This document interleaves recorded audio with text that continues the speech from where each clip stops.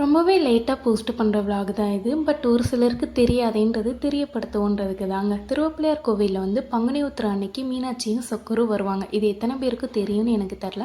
நானே போன வருஷம்லாம் பார்த்ததில்ல. ஆனால் நான் கேள்விப்பட்டிருக்கேன் வருஷம் வருஷம் வருவாங்க. பங்குனி உத்திர அன்னைக்கு காலையில் எழுந்திரிச்சு சாமி கும்பிட்டுட்டு அப்படியே கோவில் போயாச்சு. தம்பி தான் இறக்கி விட்டுருந்தான். சரி போயிட்டு முருகனை கும்பிட்டுட்டு அப்படியே வெயிட் பண்ணிட்டு உட்காந்துருந்தோம். நிறைய பேர் அங்கே வெள்ளனே வந்துட்டாங்க. காலையிலேயே வந்து அழகாக கோலம்லாம் போட்டு வச்சுருந்தாங்க மீனாட்சி வருகை. மணி 10 மணிக்கெலாம் வந்துருவாங்க சொல்லியிருந்தாங்க. நானுமே ரொம்ப நேரம் வெயிட் பண்ணிகிட்டே இருந்தேன். சரி போகிறப்ப அப்படியே பார்த்துட்டு வேலைக்கு போயிடலாமேன்ற ஒரு தாட்டோட. பட் அவங்க வரதே வந்துட்டு ரொம்ப டிலே ஆக்கிட்டாங்க. என்னன்னு சொல்லி பார்த்தப்போ வந்து 12 மணிக்கு தான் வந்திருந்தாங்க.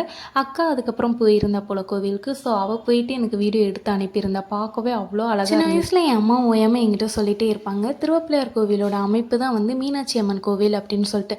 நானும் என்னடான்னு சொல்லிட்டு யோசிச்சுட்டு இருந்தேன். ஆனால் ஒரு தடவை போய் பார்த்தப்போ தான் எனக்கே ஃபீல் ஆச்சு. மீனாட்சி அம்மன் கோவில் அந்த சன்னதி இருக்குல்ல, அது பார்க்குறப்ப அப்படியே திருவப்பிள்ளையார் கோவிலில் எப்படி இருக்கோ அதே மாதிரி தாங்க அங்கே இருக்கும். வீடியோ பிடிச்சிருந்தா மறக்காமல் லைக் பண்ணிட்டு சப்ஸ்கிரைப் பண்ணிக்கோங்க. பாய்.